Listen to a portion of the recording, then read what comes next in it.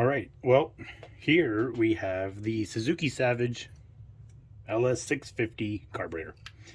You always want to make sure that you dump all the gas everywhere inside of the house. I do see a lot of people post that they ask what these are for. You know, there's usually two of them. And this would be in the event that the bike would kind of tip over, that the fuel doesn't just land on the exhaust. It kind of reroutes it, down. So if you want to take them off, or if you see they don't go anywhere, you could. It's not recommended. I don't know why I only have one of them. But anyway, so take these off. Now make sure you're careful that you don't strip them out. Like what I'm about to do. See, more fuel coming out. Great.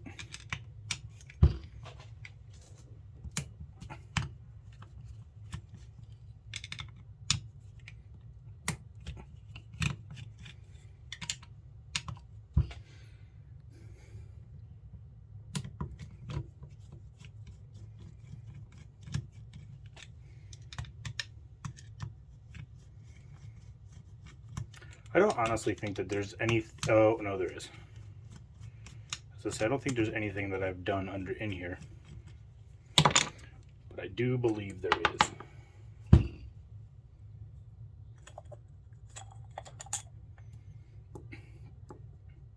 I got this white area so that way we can keep things. All right, pretty clean in there.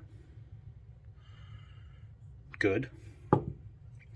So you have your floats, you have, so now this is where things get interesting.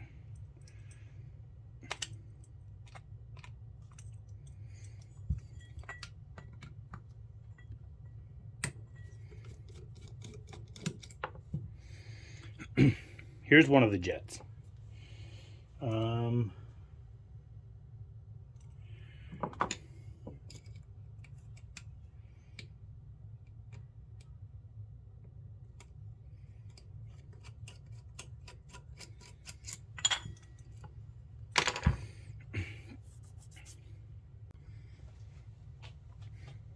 Okay, so we have the main jet, which is factory is 145. So all that I did is I went to Harbor Freight. Whichever one had fit, factory, I found the next bigger size, and that was,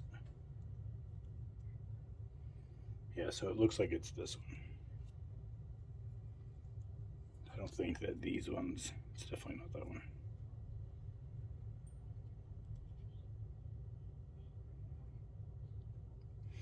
So it looks like,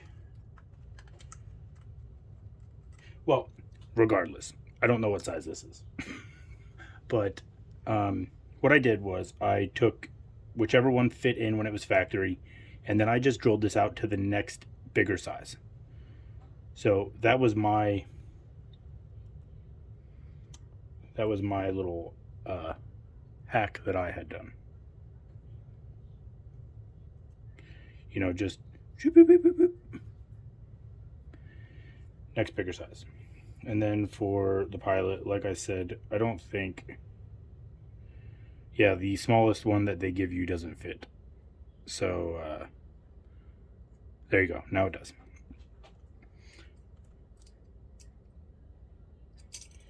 So I'm just going to put these back in, since I will not be changing anything with those. This was more just to show you guys what I had done here. So all I did, like I said, I drilled out my factory jet one size bigger, and it's not like it's an expensive risk if it doesn't work out. It is what it is. If you go too far, do one at a time. If you need more air or if you need more fuel after you drill it the next one bigger, then do it again. Now the top is where it where they talk about the spacer mod, the white spacer mod, is that what it's called? So other than that, what I have for my like air filter and for my exhaust, my air filter is a Uni pod filter. I will grab that.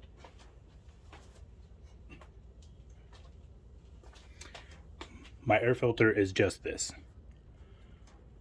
I got it off of eBay. I don't know if I have.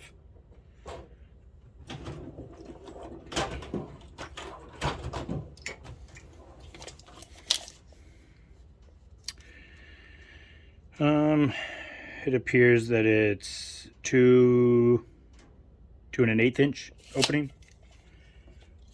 whatever it is in millimeters. I believe that's how I actually ordered one, was in millimeters. So I'm gonna put these back in. I am getting ready, as I've talked before, I'm getting ready to do another motorcycle. So that's why I didn't think it was a bad idea to buy another set of these in case I need to do any jetting. And then for the exhaust, it's just the factory header, you know, factory exhaust, and then it's cut off and it has just like a real cheap kind of slip-on welded on. So let's take a look at the top.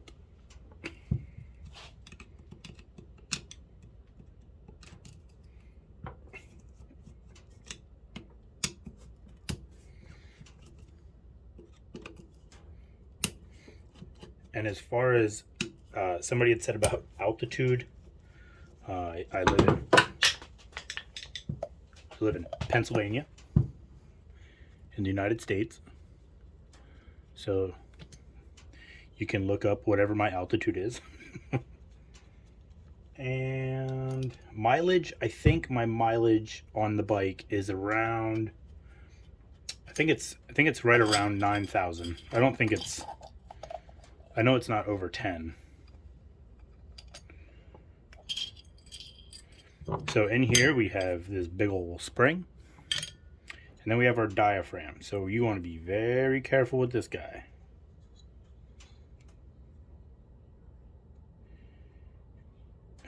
Gimme. Okay. So now all the way down in there. Hold on, I gotta move you guys for a second. Okay, so now down in there, as you can see, there's 2 Phillips head screws. These are not normal Phillips head screws. As far as I'm aware, these take like a Japanese spec Phillips head. Now, you're gonna ask, well, what's that screwdriver you're using? Well, I'll tell you this. I found this out the hard way, and I didn't know that until... So then you also have this. These screws are from Ace Hardware. These are normal screws. Okay, so now I got to make sure I get this out.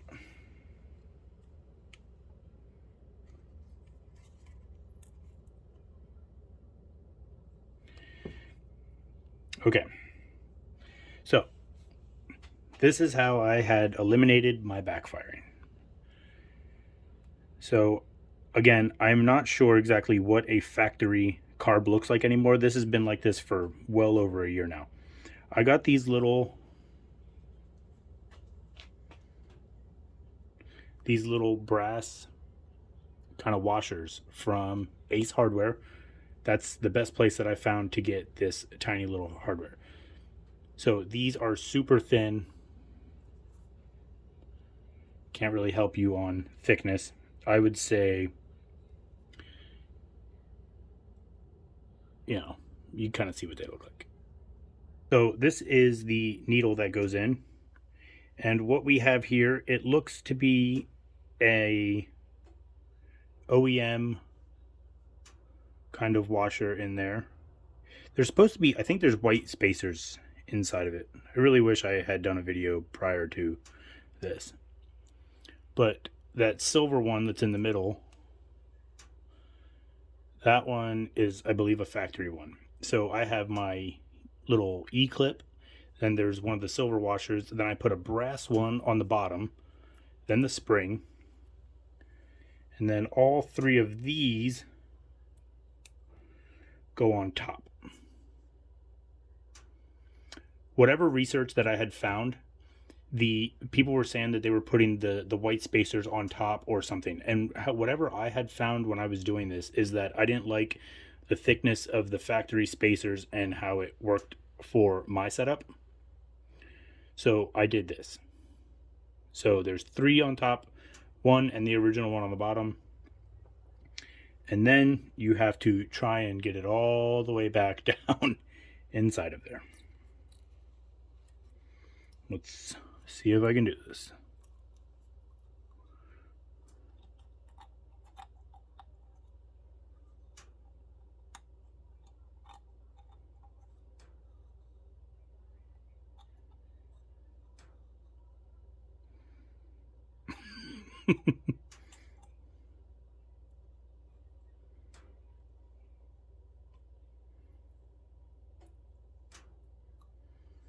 What about if I drop it?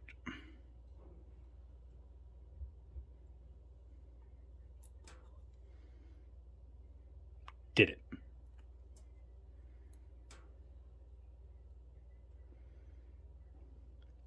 Okay, we got it all the way back down in there. Now the tricky part. So we have this. There's a very special way that this goes in.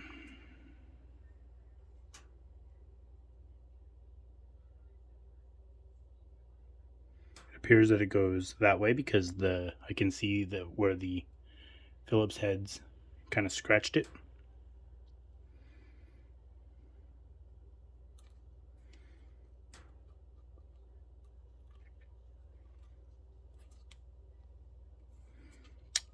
And we'll just drop that in there, and it's wrong.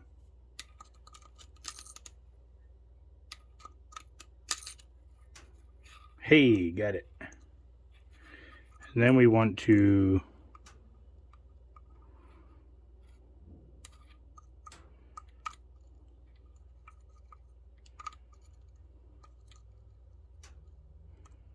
line it up just like that. Then we will take our non-magnetic screwdriver with our non-magnetic screw, and then we'll drop it in there.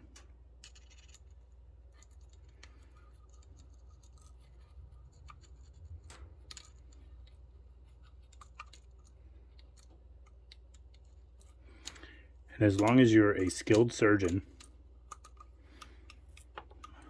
unlike myself, this will be no problem. Really wish I had a speaker around here. Now that we've twisted,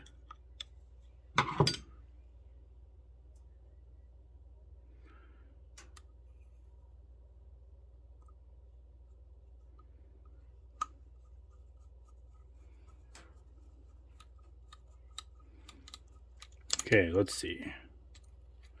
Good, it lines up perfect.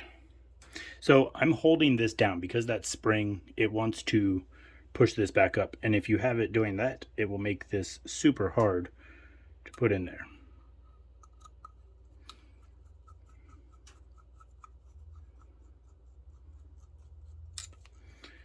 Okay.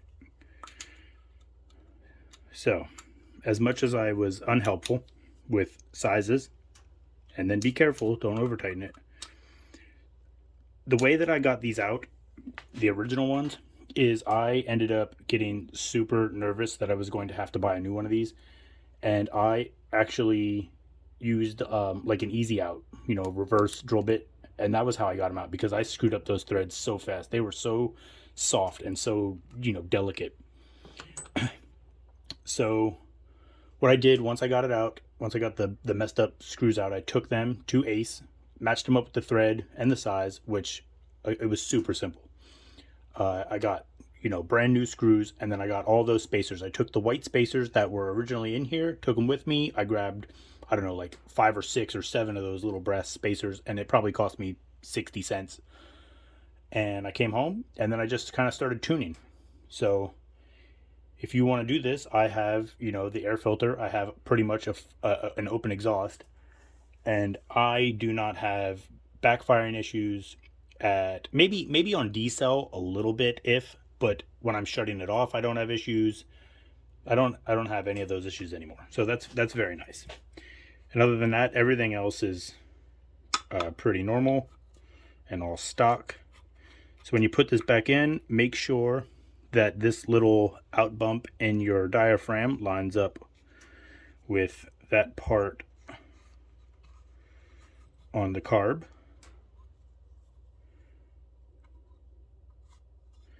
Just like so.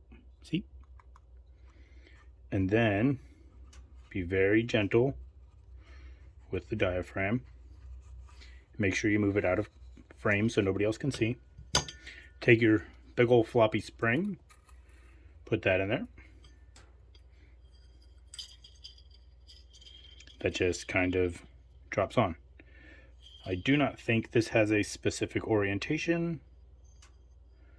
It does have a new dent from where I dropped it outside today.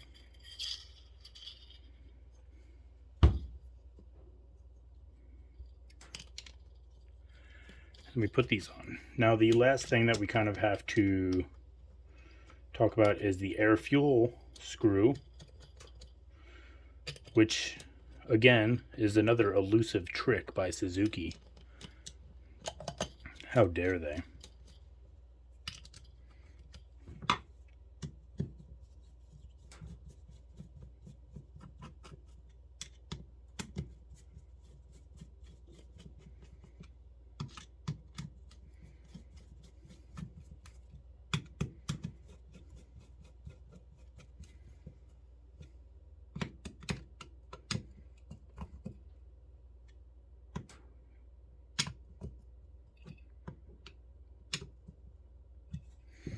Okay, and then this. That's it. That's how I have it. I mean, I do have the clamp for it.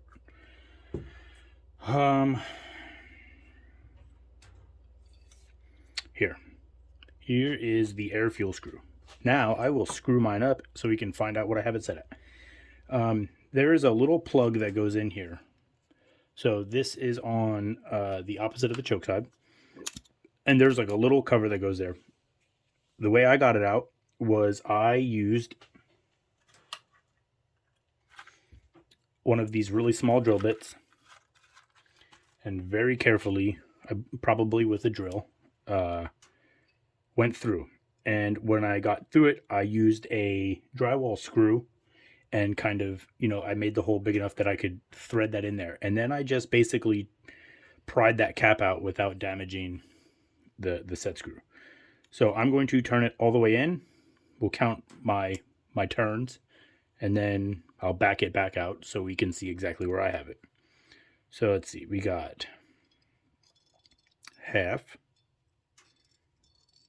1, 1.5, 2. So 2 and like a 16th. You can kind of see that it's not exactly flat. So half, 1, 1.5, 2. So mine's backed out 2 turns. Then it's flat, kind of visually with the carb. And that's it.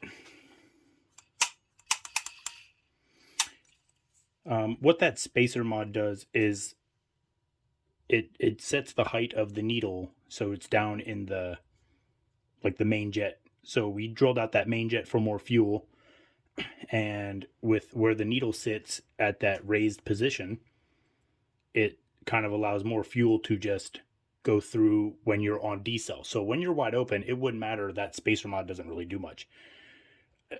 But when you let off of the throttle, the needle goes back down in, starving of fuel factory, causing all the backfiring. So the way I have it, it's kind of like it's at a, just a rested throttle, as if you were slowing down with just a little bit of throttle applied, and you don't get that D cell popping. That's as far as I can tell. That's all I have. And this, I don't know what that is. Whatever it is, I'm not using it. I don't know if it was for a breather, whatever that is. I have that blocked off, so maybe that's helping too, because it does go directly in. Maybe it's a nitrous. These are real clean looking too. Look at this, simple. All right, let me go know what you guys think, and that's it. Nothing else really to it.